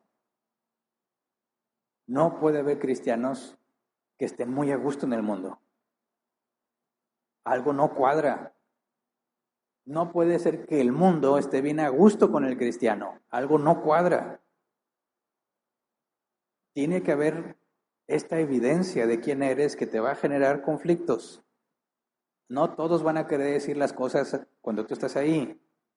Te van a excluir de otros planes que saben que a ti no te van a interesar. Por eso tienes que aprender que vas contracorriente. Porque hay cristianos que con el objetivo de ser amados por el mundo están dispuestos a no decir la verdad, a sacrificar la moral bíblica, a llamarle bueno a lo malo y malo a lo bueno, porque están deseosos de que alguien los acepte. Y eso genera muchos problemas y mancilla el nombre de Cristo. Por eso, si vamos a vivir en santidad, tú vas a tener que tomar tu decisión. En última instancia, yo sé que a todos se nos manda vivir en paz con todos los hombres, ¿verdad? Pero en última instancia, ¿a quién le debes tu lealtad? Cuando hay que decir la verdad, hay que decirla. Hay momentos en los que sí hay que callarnos y no abrir la boca. Saber cuándo sí y cuándo no es muy complicado. Necesitamos mucho de la sabiduría de Dios, pero tienes que estar dispuesto a perder tus vínculos con el mundo. Las mayorías, lee la Biblia, las mayorías nunca han estado del lado de Dios. Nunca. Siempre son las minorías, los menos. Entonces pongamos mucha atención, hermanos. No importa que te quedes sin amistades por decir la verdad. Es más importante decirla, porque se nos va a demandar toda palabra ociosa que salga de nuestra boca. Entonces, hablamos de vivir en santidad, hablamos de hacer lo bueno, de que el mundo debe identificar fácilmente a los que son hijos de Dios. Y hay un precio, y más adelante lo vamos a estudiar, hay un precio que se paga por esto. Por eso se vuelve y debería volverse la comunión entre los hijos de Dios, debe ser muy valiosa para los hijos de Dios, porque es el único lugar donde hay gente que busca lo mismo, donde hay gente que ama a Dios. En el mundo no encuentras eso. Entonces vamos a orar para pedirle a Dios que nos ayude a crecer en santidad y entender que vivir en santidad no significa ser aceptado por todos, significa agradar a Dios. Entonces vamos a orar. Señor, ayúdenos. Hay muchas cosas en el mundo que nos agradan, que nos hacen sentir aceptados, que nos hacen sentir valorados, amistades, trabajo, no sé, pertenencias, cosas. Ayúdenos, Señor, a entender que todo esto es pasajero, que lo verdaderamente valioso no está aquí abajo. Tú eres el valor, tú eres la perla de gran precio, tú eres el tesoro escondido en un campo, que los que lo encontraron dejaron todo con tal de tenerlo. Ayúdenos, Señor, a vivir de esa manera, poder entender que lo verdaderamente valioso no proviene de este mundo, sino de ti, que tenemos tu Espíritu Santo y que lo mejor que pueda pasarnos es hacer tu voluntad, Señor. Ayúdanos a valorarlo y aprender a amar esa verdad. Nos habituamos a la corriente de este mundo, nos acostumbramos, nos acomodamos y nos olvidamos que vendrán momentos difíciles en los que hay que hablar, momentos en los que hay que explicar y refutar y, como decía el apóstol Pablo, derribar todo argumento altivo que se levanta contra Jesús. En esos momentos perderemos amigos, quizás perderemos trabajo, perderemos posesiones. Ayúdanos, Señor, a estar dispuestos a vivir en santidad sin importar el precio. Que los frutos de tu Espíritu, que son constantes y se quedan con nosotros hasta que la muerte nos lo impida seguir viviendo aquí, Señor, que esos nos den la evidencia de que tú estás con nosotros. Que este testimonio interno, tu palabra dice que tu Espíritu Santo le dice a nuestro espíritu que somos tuyos, que este testimonio interno sea muy claro en nosotros, en nuestra vida, y que cada vez sea más claro hacia el exterior. No queremos cambiar por fuera, Señor. Queremos eso interno, eso que proviene de tu Espíritu, que no se puede ocultar, que no se puede callar. Eso es lo que anhelamos, Señor, y tú estás en control. sobre qué frutos, cuándo, cuánto tiempo. Eso es criterio tuyo, Señor. Confiamos en ti. Lo que nosotros te rogamos es que nos ayudes a entender que separados de ti nada podemos hacer. Que somos esas ramas que si no están en la vid, se marchitan y no dan fruto. Ayúdanos, Padre, a estar nutriéndonos de tu palabra, meditando en tu palabra, para que podamos ir obteniendo la evidencia de los frutos de tu Espíritu, para que podamos encontrar la salida en el momento de la tentación, en el momento de la prueba. Ayúdanos, Señor, para tener en claro lo que debemos hacer y lo que no debemos hacer. Que nuestros errores no sean por ignorancia, Señor, y que cuando pecamos por negligencia, ayúdanos, Señor, a entender y recordar, como tú dijiste que tu Espíritu Santo haría, recordarnos todas tus promesas, todo lo que tú has enseñado. Tú dijiste que estarías con nosotros todos los días del mundo, todos los días de nuestra vida, Señor. Ayúdanos a entender qué significa esto y cómo podemos evidenciarlo, cómo podemos encontrar en nosotros la fortaleza que proviene de ti, la paz, el dominio propio, la mansedumbre, para hacer las cosas como a ti te agradan, no como a nosotros nos parece mejor. Ayúdanos a entender que vivimos en base a tu estándar, no el nuestro, tu estándar, la verdad objetiva, Señor, no nuestras verdades subjetivas. Ayúdanos, Padre, a caminar rectamente delante de ti y, como dice tu palabra, ser como obreros que no tienen de qué avergonzarse porque hacen bueno sobre tu palabra. Gracias, porque sabemos que tú eres fiel y a pesar de nuestros errores y nuestros defectos, tú permaneces fiel porque no puedes negarte a ti mismo. Gracias, porque no merecemos nada de ti y tú nos has dado todas las cosas. Ayúdanos, Señor, a vivir de manera digna. No somos dignos de nada de tuyo, Señor, lo hemos recibido por gracia, pero queremos vivir, como dijo el apóstol Pablo, una vida digna del llamamiento que nos has dado. Queremos estar a la altura de los embajadores que somos, mostrando al mundo tu luz admirable, no porque brillemos nosotros, sino porque la luz que brilla por medio de nosotros los guía a ti. Gracias, en el nombre de Jesús. Amén. Pueden sentarse. Pasemos a la sección de preguntas, si es que las hay. 15 minutos como máximo a tratar de responderlas. Sí, veo que ya hay preguntas. Muy bien. Si la pregunta no tiene que ver con el tema, la mandamos al final y si hay tiempo trataré de responderla. Dice la primera pregunta, Carol, buen día. ¿Qué pasa si cuando aplicamos el ágape con alguna persona que no es de nuestro agrado y esa persona no recibe o no acepta nuestra ayuda, debemos insistir o retirarnos? Mira, yo creo que en este caso Jesús nos dio el ejemplo cuando mandó a los 70. Les dijo, vayan y sanen a los enfermos, ¿verdad? Echen fuera demonios, resuciten muertos. Entren a una casa, por lo que pongan enfrente de ustedes, cómanlo. Si no lo reciben, salgan y para señal de ellos sacudan aún el polvo de ustedes. Ahí está el punto, ¿verdad? Estamos llamados a predicar el Evangelio, a llevar las buenas nuevas. No estamos llamados a rogarle a la gente que las acepte. Nuestra tarea es llevar la información clara y fielmente apegado a la Biblia. Hasta ahí. ¿No les interesa? Ok, quizás no es su tiempo. La semilla fue puesta. La tierra en la que cae, eso no lo conocemos nosotros, pero si es buena tierra, esa semilla va a crecer en el tiempo que Dios quiera y dará fruto. Si no, no importa. Somos pescadores de hombres. El pescador arroja la red y no sabe si va a pescar. Dios decide qué pesca hay en la red y qué no. Entonces, no nos confundamos. En ningún momento hemos sido llamados a rogarle a las personas que hagan lo correcto o que acepten el Evangelio. Nuestra intención, nuestro objetivo es decirle, mira, esta es la verdad. Esto es lo que te ofrezco. Yo puedo ayudarte. ¿No quieres? Ok, no hay problema, ¿verdad? Oye, si te interesa saber de las cosas de Dios, yo te puedo ayudar con mucho gusto. No me interesa Dios, ok. Hasta ahí. Pero que dejemos claro que estamos abiertos.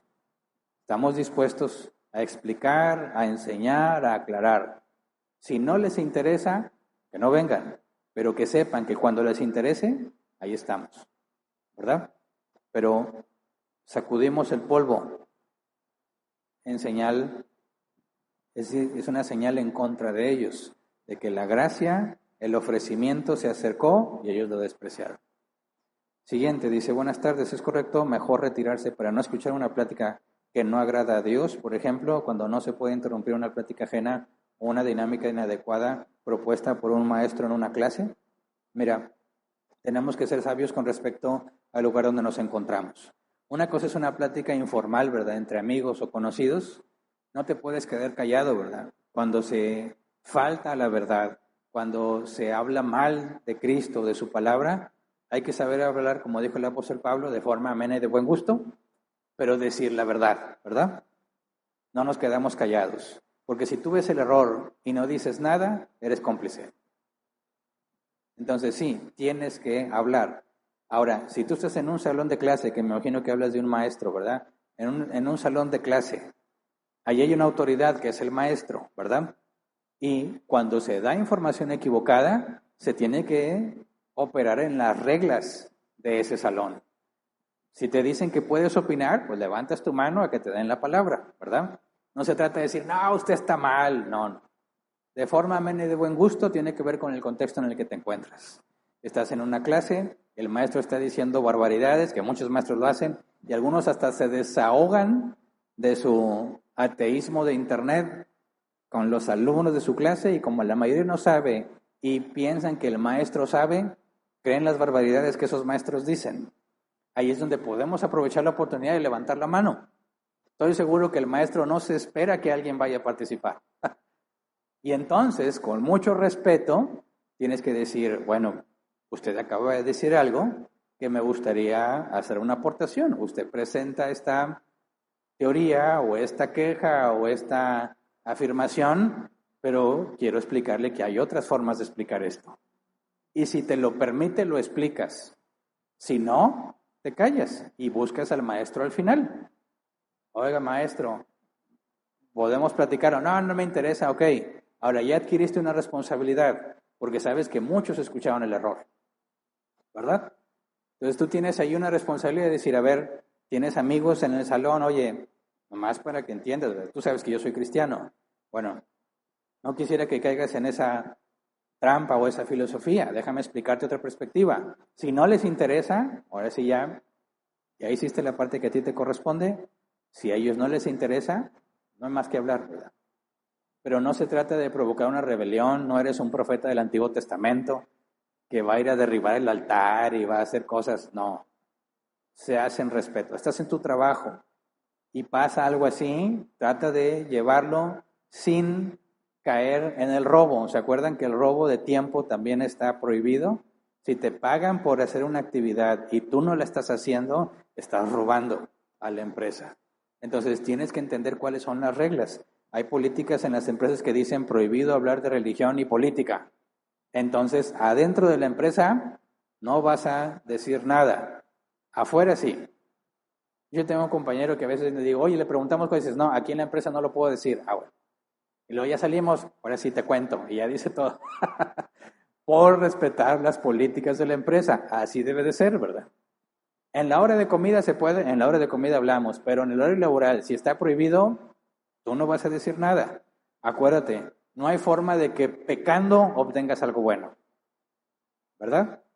Respeta las reglas, toma la oportunidad y si se da, excelente. Si no, busca otra oportunidad, busca otros medios. Tampoco se puede, bueno, ya llegaste a lo que a ti te correspondía. Siguiente, dice, buenas tardes, ¿cómo saber cuándo puede responder una persona necia cuando habla mal de alguien que no está presente? ¿Defiendes a la persona que no está presente o no? Aunque sabes que el que habla mal se justifica y no reconoce su propio pecado, e igual habla mal de otros. Pues depende. ¿Es alguien del mundo o es alguien que se dice cristiano? ¿Es alguien que se dice cristiano? Mateo 18, 15 al 17, ahí está el procedimiento. No es cristiano, ok, tú tienes que dejar claro cuál es tu postura.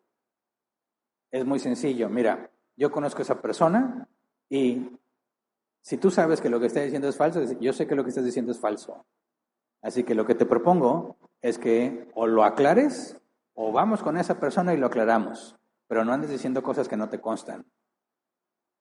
Claro que la persona va a reaccionar a la defensiva, ¿verdad? No, pues es que no, bueno, no se trata de convencerlo, se trata de que él entienda que si tú estás ahí, no vas a permitir que se hagan las cosas mal. ¿Me explico? Tú no puedes impedir que hablen mal de alguien, ¿verdad? Te van a decir, no, sí tienes razón, y luego van a decir, él también está mal. Es inevitable. Van a decir cosas malas tuyas y del que sea. El punto es, no lo hagas si yo estoy presente, porque no voy a permitir que lo hagas, porque está mal. Y si a ti no te consta y lo estás escuchando y no sabes si está bien o está mal, decirle, bueno, ¿qué te parece si vamos y lo confrontamos, verdad? Vamos, eso que me estás diciendo, yo conozco a esa persona, vamos y le preguntamos y ya ves la reacción de él. No, es que no estoy seguro. Bueno, si no estás seguro, no dañes la reputación de nadie. Claro que no le va a importar y lo va a seguir haciendo, pero no enfrente tuyo. ¿Se entiende? De eso se trataba. Oye, vienes a contarme que hablaron mal de mí. La pregunta es, ¿por qué se sintieron cómodos hablando mal de mí delante de ti?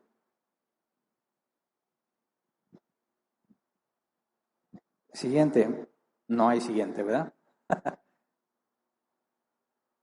Se acabaron. Bien.